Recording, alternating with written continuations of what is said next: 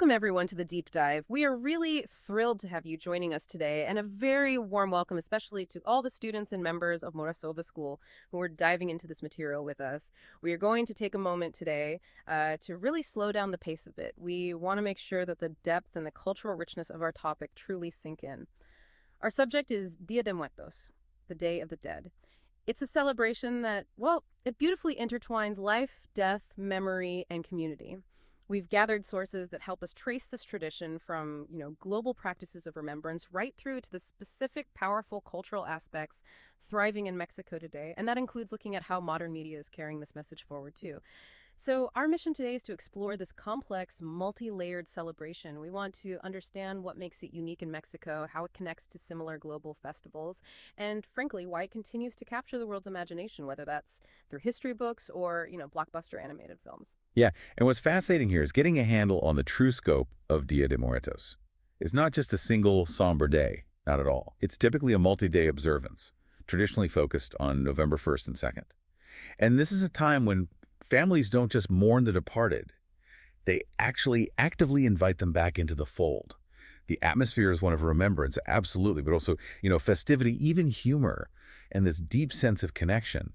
The goal is often to recall amusing anecdotes and truly celebrate the life that was lived. Celebrating life, not just mourning death. That's a key distinction. Exactly. And it's also really crucial to place this celebration on the world stage. Back in 2008, UNESCO recognized the indigenous festivity dedicated to the dead. It was listed in the representative list of the intangible cultural heritage of humanity. It's tangible cultural heritage. Right. And that's an official acknowledgement that the value of Dia de Muertos resides not just in physical objects, but really in the customs, the knowledge, the practices, and importantly, the deep emotional bonds that define the tradition. Okay, right. So let's unpack this idea of remembrance a bit more. When we look around the world, this need to honor and remember those who have passed away, it seems like a fundamental, universal human thing, doesn't it? Oh, absolutely. It feels like every culture, in its own way, creates some kind of ritual space for those who've gone before. It does. The Mexican practice is incredibly rich and specific, no doubt. Mm-hmm. But it really belongs to this massive global conversation about how societies navigate life and death. And if we connect this to the bigger picture, many of the Day of the Dead traditions we see in Mexico happen during the Christian observance of All Hallowtide. All loves that. Okay, I know that. Yeah, that 3-day period, All Saints' Eve, which is Halloween, then All Saints' Day on November 1st, and All Souls' Day on November 2nd. This timing is really key, actually. Yeah. It reflects that historical contact with the Spanish Catholic calendar. Right. And so when we look across Europe, we can probably see these connections quite clearly, even if the way they celebrate is, well, much different from the vibrant celebrations in Mexico. Exactly. Take Southern Europe, for instance. In Spain, Dia de Todos los Santos, All Saints' Day. That's the main day. And it's customary for families to visit cemeteries. The tradition really centers on respect and maintenance, cleaning and decorating graves with fresh flowers, making sure the burial sites are cared for. So a quieter, more reflective tone, maybe? Often, yes. Ah. Quieter, more reflective. Then in Italy, November 2nd, the Giorno dei Morti, their Day of the Dead, is also significant. Italians historically place flowers at cemeteries too, but there are regional traditions as well. In some areas, families might light a red candle, a lumino at sunset, place it on a windowsill, maybe lay out a small table of food. They believe the deceased relative might visit. It's this quiet act of hospitality that sort of mirrors the central welcoming idea of the ofrenda in Mexico. That's interesting, a quiet welcome. And what about Sicily? You mentioned something particularly charming there, maybe closer to the Mexican idea of involving children. Ah, yes, the Sicilian Festa dei Morti. It's a really wonderful example of mixing remembrance with celebration. The tradition holds that on the morning of November 2nd, the spirits of the deceased, the defunti, they bring sweets and small gifts to children. So older family members will act as these spirits, hiding things for the children to find. Like a treasure hunt from the ancestors? Kind of. Mhm. And the gifts aren't random. They include specific treats like Osa de Morti cookies shaped like bones, you see. Oh, wow. And these beautiful, really intricate sugar dolls called pupi de zucchero. It's a way to socialize children into understanding death as, well, a continuing presence within the family, not something terrifying or just absent. So this cultural dialogue stretches across the Atlantic, reinforced by that shared Catholic calendar. But the practice of guiding and honoring the dead, it goes far beyond Europe, right? Oh, definitely. We can look to Asia and find these profoundly detailed traditions that focus on, similar spiritual ideas. Think about Japan's Obon Festival. That's a traditional Buddhist holiday, usually in mid-August. This is when ancestors' spirits are believed to return to the world to visit their relatives. Yeah. The holiday focuses on cleansing the home, visiting graves, preparing special foods. Pretty familiar themes. Mm. But the climax of Obon often involves the Toro Nagashi. That's the ceremony of floating lanterns. Families decorate these lanterns, maybe write messages on them, and then send them down rivers or out into the ocean. Beautiful. And they serve a purpose. A vital purpose. They're meant to guide the spirits back to the spiritual world, ensuring they don't get lost and can rest peacefully. This active guidance. It's structurally quite similar to the Mexican tradition of using flower petals to guide souls home. That's a great connection. And China has its own distinct festival, too, focused on ancestor care. That would be the Zongyuan Festival, sometimes called the Hungry Ghost Festival. In this tradition, it's believed that the gates of the underworld open, allowing spirits to roam the living world. The focus here is really on ensuring the financial and spiritual comfort of the ancestors. So people make elaborate offerings like burning paper money, paper houses, other necessities, basically to ease their ancestors' problems in the afterlife. Wow, very practical in a way. Yes, a very practical, family-centric approach to caring for the departed. It's really clear that this desire to keep the relationship with the dead active is, well, a global human impulse. And this tradition, Dia de Muertos, has proven highly adaptable too, hasn't it? Especially as Mexican communities have established roots in the United States and North America. That's a really key point. In areas of the U.S. with long-established Mexican heritage, places like Texas, New Mexico, Arizona, the celebrations are often extremely traditional, very close to what you'd see in Mexico. But in big cities like Los Angeles or Chicago, the practice often blends with and sometimes even challenges American cultural norms. Well, for instance, in Tucson, Arizona, there's the All Souls procession. It started back in 1990, and it's become this massive modern adaptation. You have thousands of participants wearing masks, carrying altars, walking this lengthy route. And it culminates with the burning of a huge urn, which contains thousands of anonymous prayers and offerings written on slips of paper. Wow, a collective public ritual. Exactly. A powerful public interfaith moment of collective mourning and celebration. And in Los Angeles, you often see Dia de Muertos altars used to make artistic or even political statements, maybe honoring specific victims of conflict or social injustice. It shows the tradition is a living vehicle for social commentary today. It's fascinating how adaptability seems built into the celebration itself. Yeah. But to truly appreciate its power, I think we have to look to the place where the observance has the deepest national significance. Let's narrow our focus now and really dive into the heart of the tradition. Dia de Muertos in Mexico. Right. Because when we talk about Mexico, the whole premise shifts. Here, the celebration isn't just an important holiday. It's really the foundational component of national identity. The concept is, well, radically optimistic. The dead are invited back to visit their living relatives once a year. And the central stage for this homecoming is the ofrenda, the home altar. And these altars aren't just simple decorations, are they? They're more like spiritual tools, constructed with immense precision and intention. Exactly that. The ofrenda is designed to encourage the souls to cross over, find their way home, and feel welcomed. Even the construction itself is symbolic. Many altars are built with 2, 3, or sometimes even 7 levels. 7 levels, what do they represent? They can represent the division of the universe, or maybe the stages the soul must pass through to reach rest. And the altars must include the 4 core elements of nature: water, fire, earth, and wind, represented by various offerings. Okay, so what are some of those required items? Well, they're specific and often quite poignant. You absolutely must have the favorite foods and beverages of the departed. Pictures, memorabilia, things to personalize the welcome. Water is always left out to quench the soul's thirst after their long journey. Salt is used for purification. Candles provide the light and warmth, and they often represent the 4 cardinal directions, again, to guide the soul. And the food itself.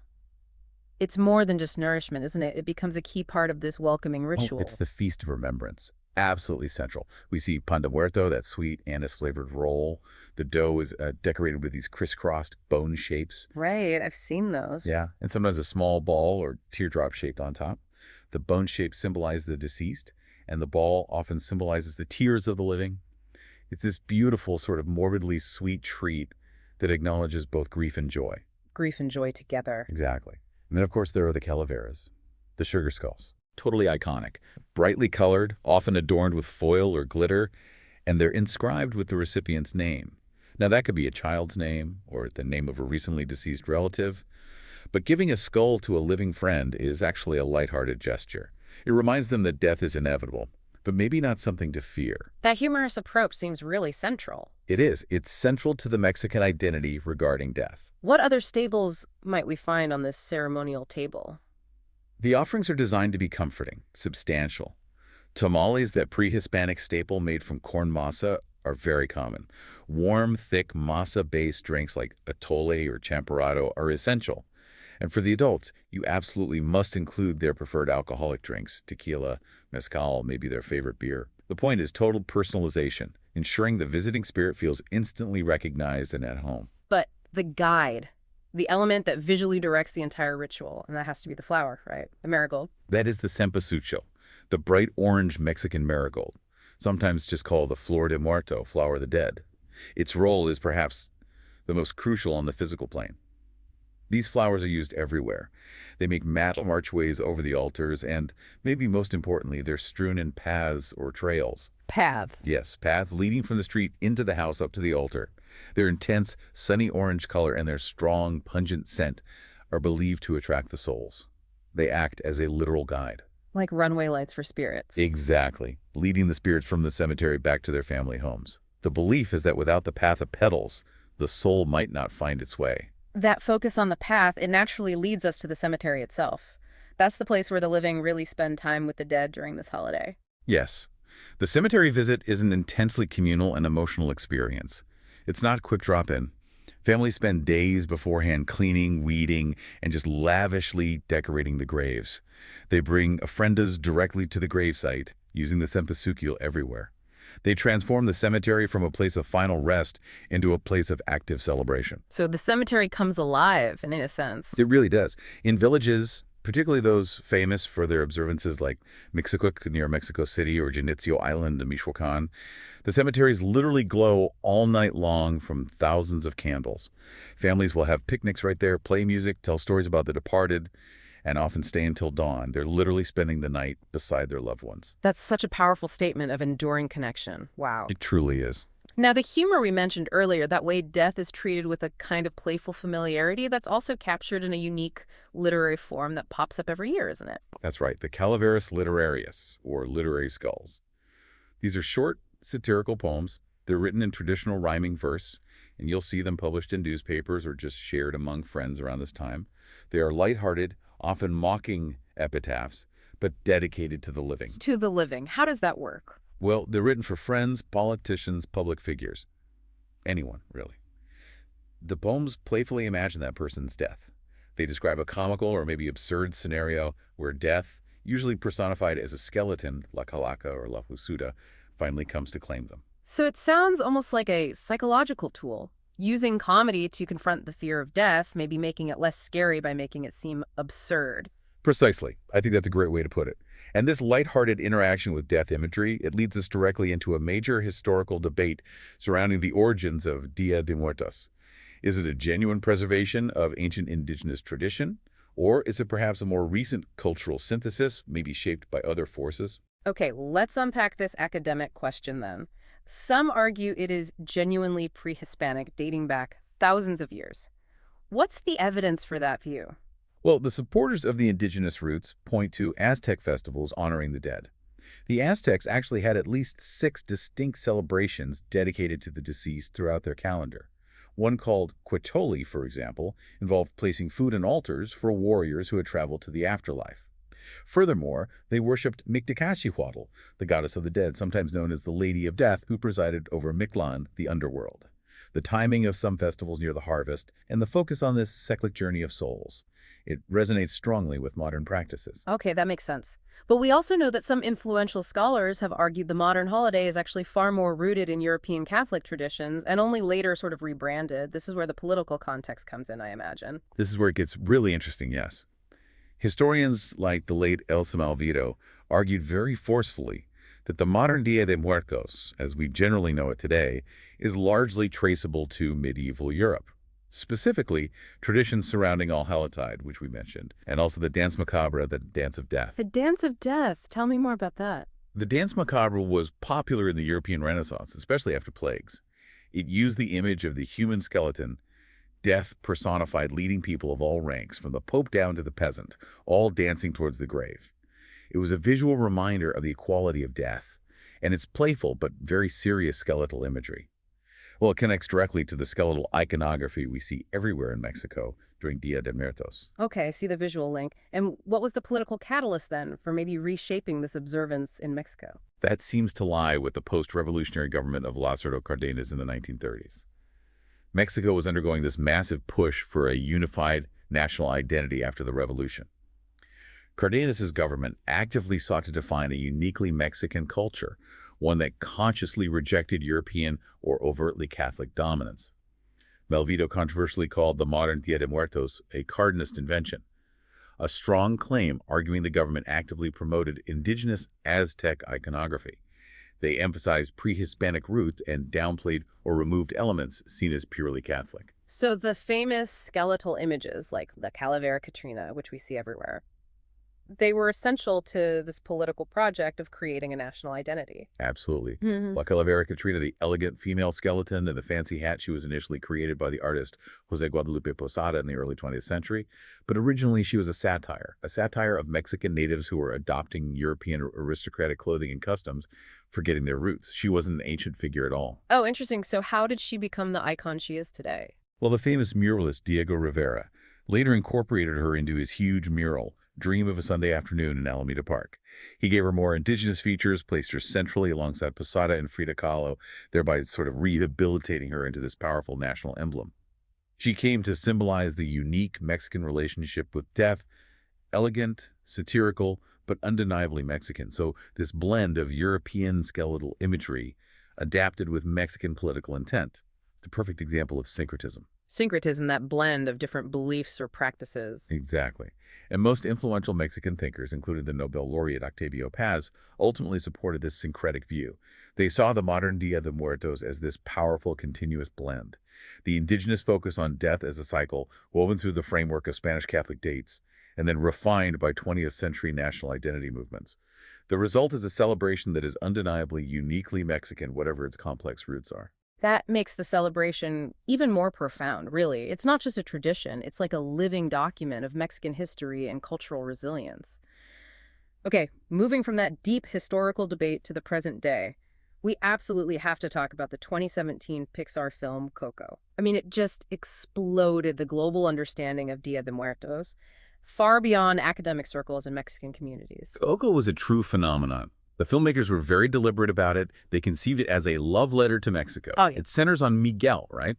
The 12-year-old musician who accidentally crosses over to the land of the dead during Dia de Muertos. He's desperately seeking the blessing of his famous musician great-great-grandfather. And the filmmakers really did their homework, didn't they? Oh, the journey to create this film was long and meticulous. The director, Lee Unkrich, spent years developing the concept. Crucially, the core creative team made multiple research trips to Mexico between 2011 and 2013. They visited villages, cemeteries, homes in states like Oaxaca, Guanajuato, Michoacan. They specifically focused on matriarchal families, regional traditions, even things like the local colors of the buildings to ensure authenticity. Unkrich himself acknowledged the enormous cultural responsibility he felt they carried. And that responsibility was tested quite early on, wasn't it? Before the film even started production, there was that controversy over cultural ownership. There absolutely was. Back in 2013, Disney attempted to trademark the phrase Dia de los Muertos for merchandising purposes related to the film. Oh, I remember that. Yeah, the backlash in the Mexican-American community was immediate and fierce. Many saw it as cultural appropriation, a massive U.S. corporation trying to monetize a sacred cultural practice. Understandably. The political cartoonist Lalo Alcaraz created some brilliant satirical art criticizing the move, including a famous poster called Muerto Mouse, playing on Mickey Mouse. The public pressure, including a major online petition, was really effective. Disney quickly canceled the trademark attempt. And, importantly, they then hired Alcaraz and other cultural experts to form a consultant group. That step was vital, I think, to rebuilding trust and ensuring the film ultimately reflected the visual and emotional authenticity they were aiming for.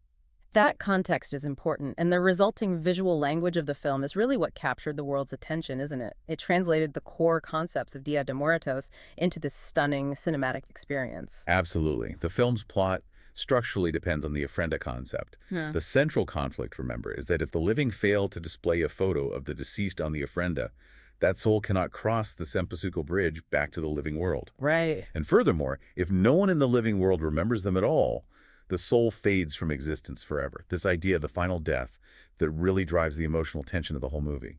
It's a powerful concept. And visually, the land of the dead is just breathtaking. It's not portrayed as a place of darkness or haunting. It's this vibrant, colorfully lit, massive urban metropolis. The design team intentionally built it vertically, with towers constructed right on top of ancient pyramids. That symbolizes that the dead rest upon the history and foundations of their ancestors. Clever. And of course, that visual spectacle of the Marigold Petal Bridge.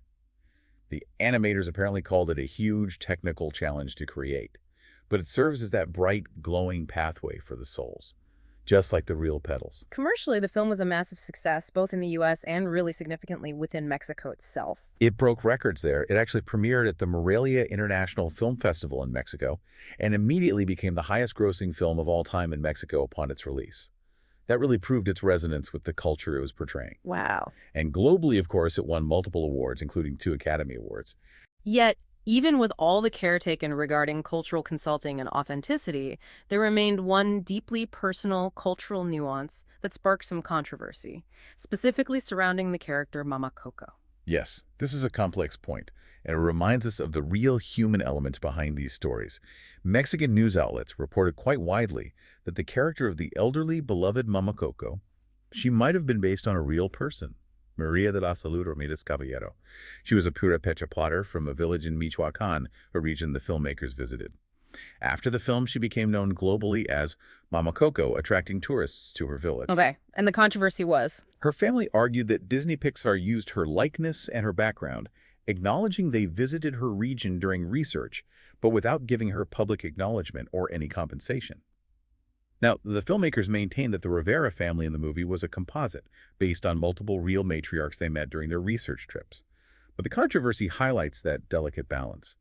When you're telling a national story, the line between drawing inspiration and specific representation can be really difficult to manage, especially when the person allegedly depicted is a real individual, potentially in need of assistance. That story certainly adds another layer of depth to appreciating the film. It reminds us that this tradition belongs to real people with real histories. Let's transition now, maybe from the massive cinematic world to a smaller but arguably more profound piece of cultural symbolism. One that's perfectly showcased in Coco, actually, and in other contemporary art, the role of animal guides, specifically these Xolo. The Xolo, or Xolitzcuintli, yes.